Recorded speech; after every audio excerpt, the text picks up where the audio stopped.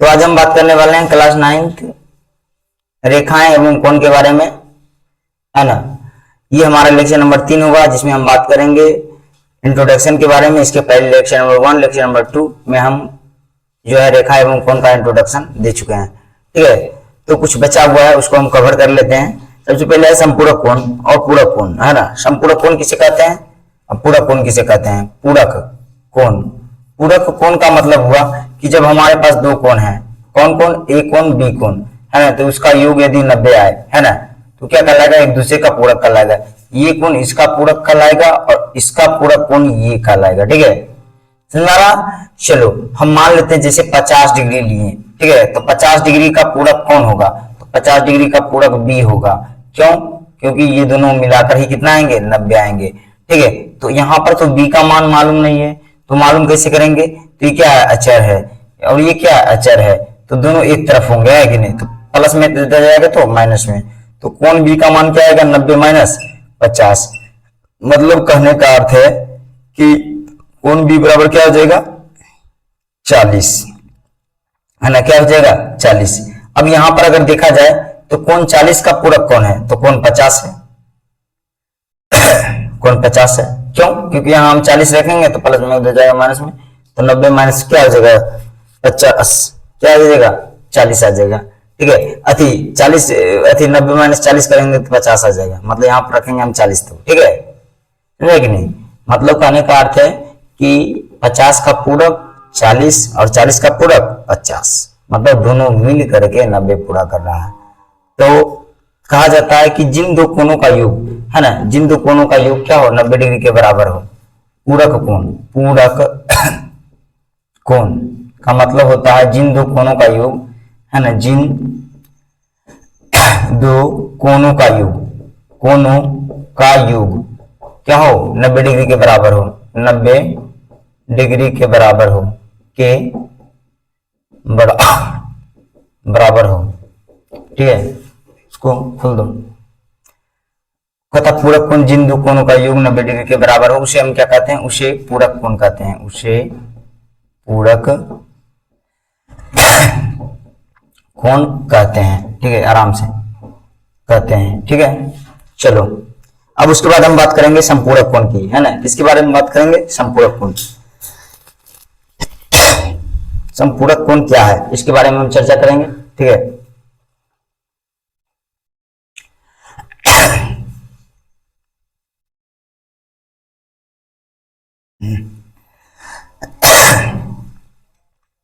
संपूरक कोण क्या है? तो कहता है संपूरक कोण, संपूरक कोण, ठीक है। संपूरक कोण तो कहता है मेरे पास दो कोण है, कोण ए प्लस कोण बी इक्वल टू है 180 डिग्री, है ना, 180 डिग्री, ठीक है, 180 डिग्री, ठीक है। तो यहां पर क्या मान लेते हैं? मेरे पास कोण ए दे रखा है। कोण ए कितना दे रखा है? मान लेते हैं 120 डिग्री दे रखा है। तो 120 का जो संपूरक होगा वो होगा बी, क्योंकि 120 मतलब ए कोण और कोण बी मिलाकर ही बना रहा है 180, ठीक है। तो 120 का पूरक कौन होगा? बी होगा। लेकिन यहाँ पर बी का मान मालूम नहीं है, तो कैसे मालूम करेंगे? प्लस में तो जाएगा तो माइनस में, तो कोण बी का मान क्या हो जाएगा? 180 माइनस क्या हो जाएगा? 120, ठीक है। तो बी का मान क्या आ जाएगा? बताओ, बी का मान क्या आ जाएगा? बी का मान आ जाएगा 60। बी का मान क्या आ जाएगा? 60, ठीक है।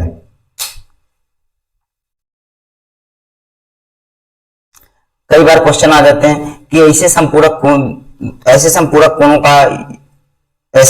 कोण ज्ञात करें जो अपने संपूरक का, जो अपने संपूरक का क्या हो?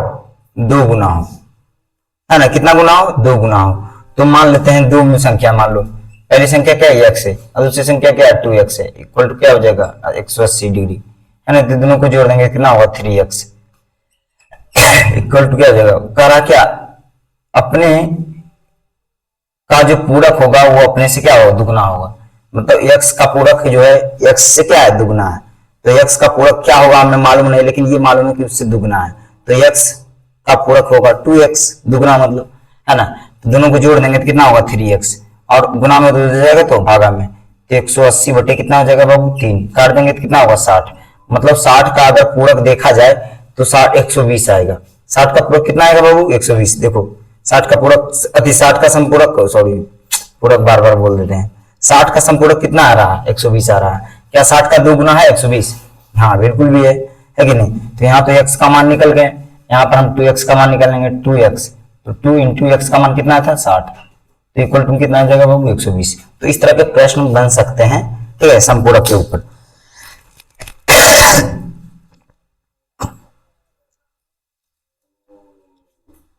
उसके बाद है शीर्षाभिमुख कोण, है ना, शीर्षाभिमुख कोण, इसको भी हम बता देते हैं।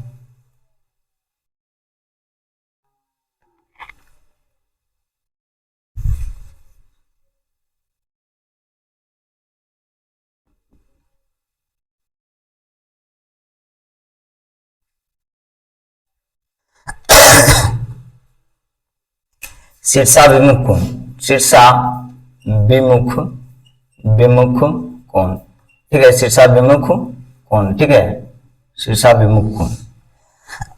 तो कहता है जब दो रेखा एक दूसरे को क्या करता है, प्रतिच्छेद करता है, तो उसके आमने सामने का जो कोण होता है वो क्या कहलाता है, शीर्षाभिमुख कोण कहलाता है। सही बात है, शीर्षाभिमुख कोण कहलाते हैं एक दूसरे का, लेकिन कहीं ना कहीं एक दूसरे के बीच में भी क्या है, संबंध है। जैसे मान लेते हैं मेरे पास दो रेखा है ना, दो रेखा है, एक रेखा क्या है बाबू ए है, ए बी है इसका नाम है, ठीक है, और एक रेखा क्या है मेरे पास सी डी है ना। दो रेखा है, किस बिंदु पर प्रतिच्छेद कर रहा है, तो ओ बिंदु पर। किस बिंदु पर, ओ बिंदु पर। तो यहाँ पर दो कोण बन रहे हैं, एक कोण ये बन रहा है और एक कोण ये बन रहा है ना, और इधर भी कोण बन रहे हैं ना, इस प्रकार से, ठीक। तो कहा गया है कि ये कोण और ये कोण बराबर होंगे, और ये कोण और ये कोण बराबर होंगे आपस में, ठीक है, यही संबंध है। तो याद रखना कि जब दो रेखा एक दूसरे को, है ना, किसी बिंदु पर प्रतिच्छेद करता है तो उससे बनने वाले आमने सामने का जो कोण होगा वो आपस में क्या होंगे, बराबर होंगे। इसी को हम क्या कहते हैं, शीर्षाभिमुख कोण, शीर्षाभिमुख कोण, है ना, मतलब शीर्ष के सामने, है ना, शीर्ष के सामने, ठीक है, आमना सामना, ठीक है, शीर्षाभिमुख कोण।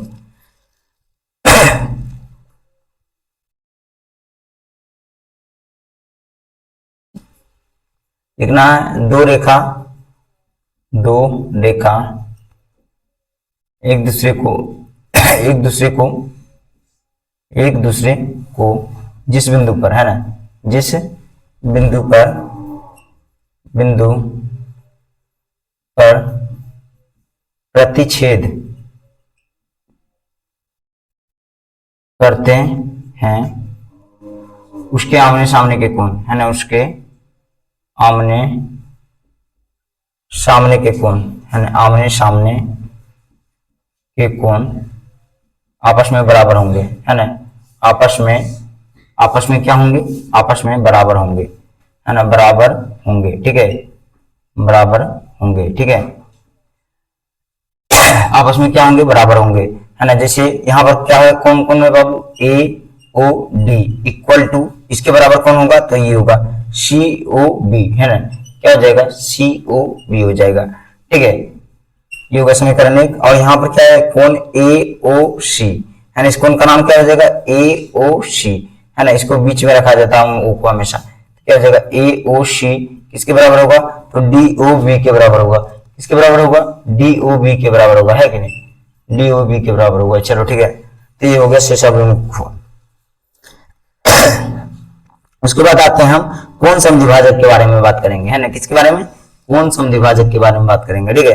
कोण समद्विभाजक क्या है, तो कोण समद्विभाजक इसको हम मिटा ही लेते हैं, चलो ठीक है।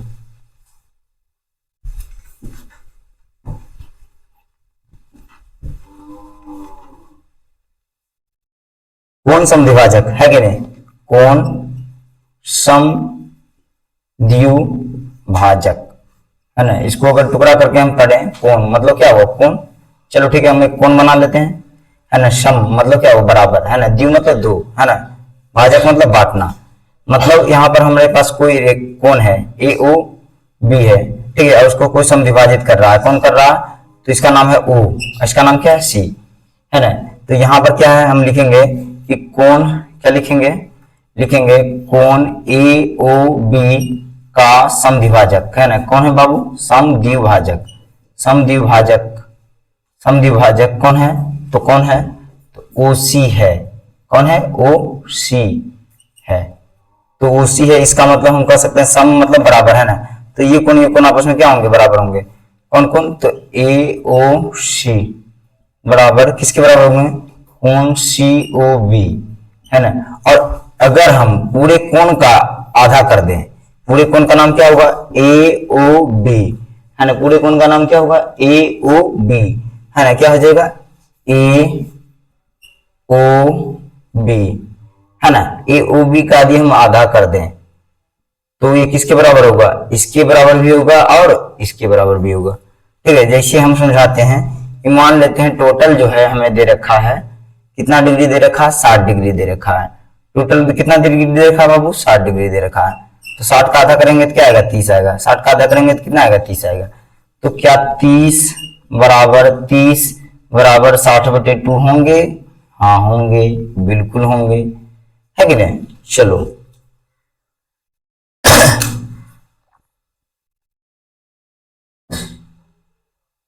अब हम बात करेंगे उसके बाद प्रतिच्छेदी रेखा के बारे में, है ना। किसके बारे में? प्रतिच्छेदी रेखाएं, है ना।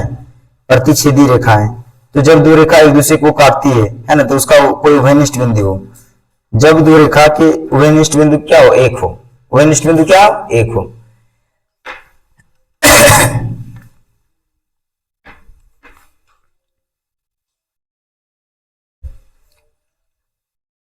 तथा जब दो रेखाओं के उभयनिष्ठ बिंदु, है ना, जब दो रेखाओं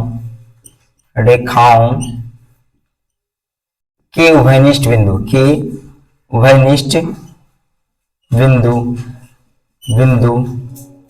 एक हो।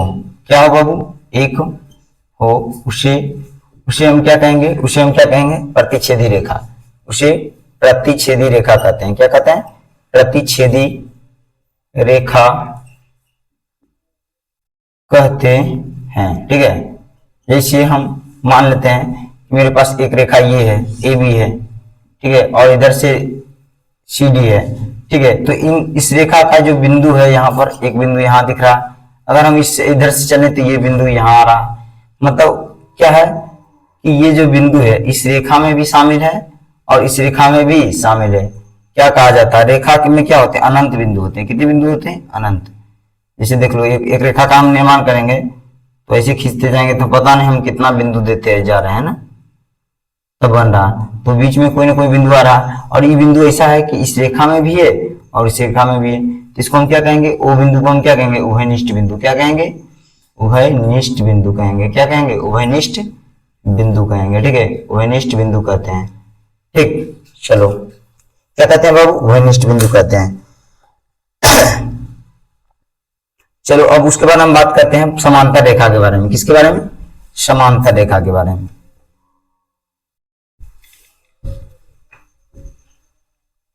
समांतर रेखा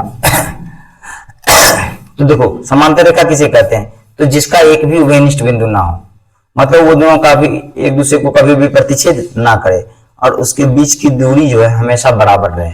जैसे रेलवे पटरी देखा है, रेलवे पटरी में क्या होता है कि उसके जो बीच की दूरी है वो हमेशा क्या होते हैं? समान होते हैं। क्या होते हैं? समान होते हैं, कभी भी बदलते नहीं है। अगर ऐसा होगा तो क्या हो जाएगा? रेल हादसा हो जाएगा, है कि नहीं।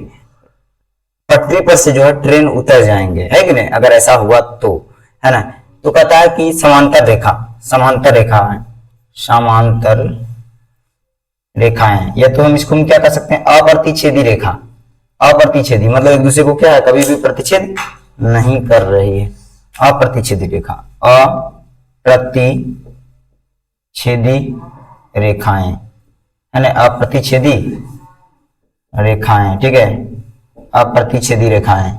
समांतर रेखाएं, ये तो हम कह सकते हैं अप्रतिच्छेदी रेखाएं। ठीक है, चलो तो इसका मतलब हुआ कि वैसी दो रेखा जो जिसका कोई उभयनिष्ठ बिंदु नहीं हो, है ना, वैसी दो रेखा जिसका कोई भी उभयनिष्ठ बिंदु संभव ना हो, है ना।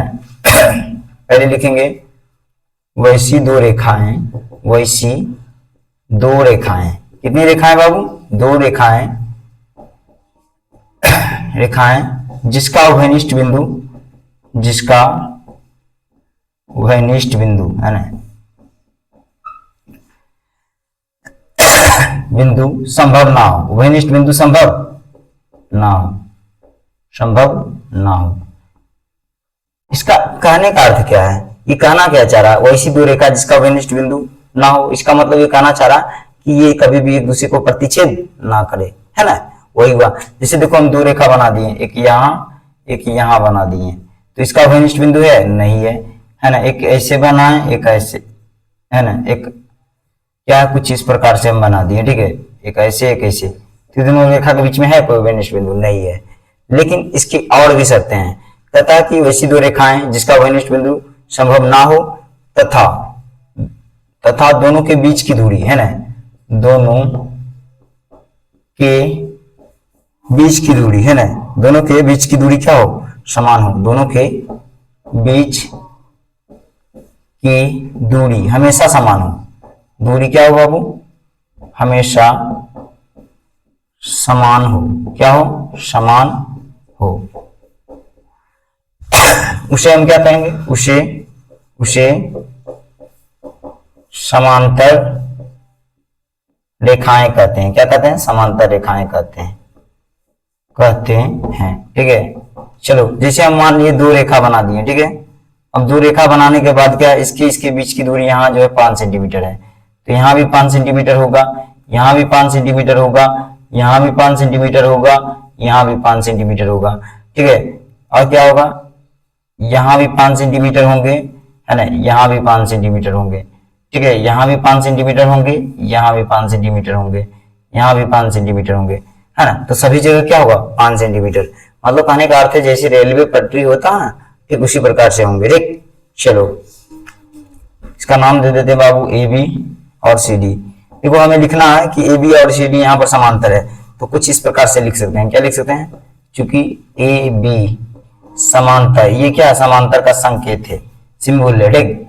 और क्या लिख सकते हैं, सी डी। चलो इसमें जो भी जानकारी था हम बता दिए।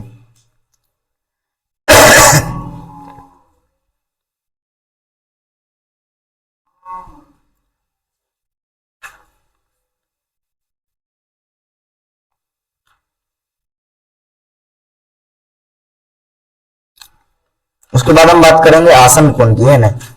आसन कोण की चर्चा जो हम पहले भी कर चुके हैं, हालांकि आसन कोण, कौन सा कोण, आसन कोण, है ना। इसको हम मिटा लेते हैं।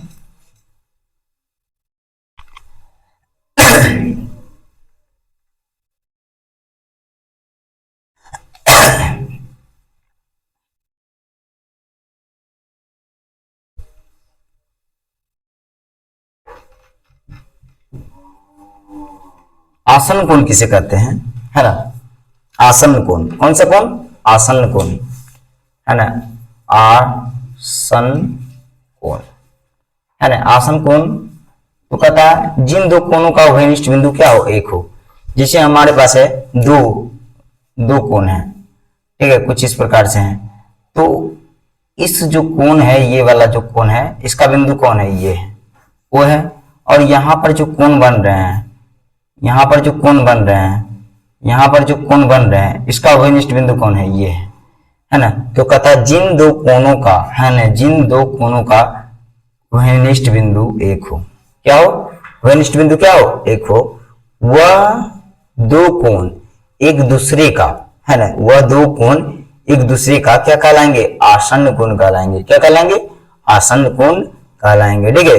यहाँ पर क्या है कि यहाँ पर जो रैखिक युग्म होते हैं, रैखिक युग्म के बारे में भी हम चर्चा करेंगे। उसके बाद है रैखिक युग्म, है ना, रैखिक युग्म, ठीक है, रैखिक युग्म, है ना, रैखिक युग्म, ठीक है, रैखिक युग्म। रैखिक युग्म में क्या होता है कि एक रेखा के ऊपर यदि हम जितना भी कोण बना लें, है ना, ये कोण, ये कोण, ये कोण, है ना, ये कोण सभी एक दूसरे का क्या कहलाएंगे, आसन कोण ही कहलाएंगे, है ना, क्योंकि सबका उभयनिष्ठ बिंदु क्या होगा, ओ होगा, ठीक है। ए बी मान लेते हैं, ये मेरे पास रेखा है, इस बिंदु का नाम क्या होगा, ओ। तो यहाँ पर एक दूसरे के तीसरे, है ना, जरूरी नहीं कि दो ही कोण हो, दो या दो से अधिक भी हो सकते हैं, ठीक है। तो वो आसन कोण कहलाएंगे। और इन आसनों कोण का जो योग है कितना आएगा, 180 डिग्री। तो कभी क्वेश्चन आ जाए कि आसन कोण का योग यदि 180 डिग्री है तो क्या कहलाएगा, रैखिक युग्म। क्या कहलाएगा, रैखिक युग्म। यहाँ पर मान लेते हैं, उतना तो हम नहीं लेते हैं, चलो ठीक है, मान लेते हैं 1 2 3 कोण बन रहा है, इसका नाम सी है, इसका नाम क्या है, डी है।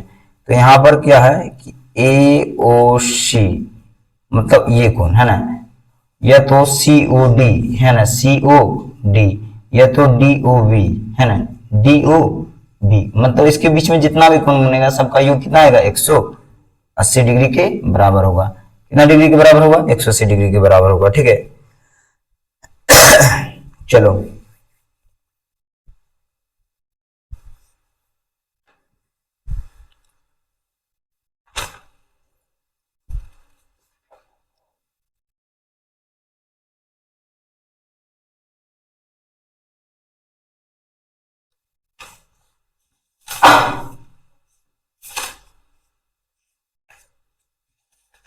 तो रेखा और कोण में जो है काफी हद तक जो है इंट्रोडक्शन हम दे चुके हैं, पूरा हो चुका है कि नहीं, इसमें अब कुछ भी बाकी नहीं है। इसके अगले लेक्चर में जो है हम प्रश्नावली 8.1 को कवर करेंगे। तो आज के लिए इतना ही, अब मिलते हैं नेक्स्ट वीडियो में।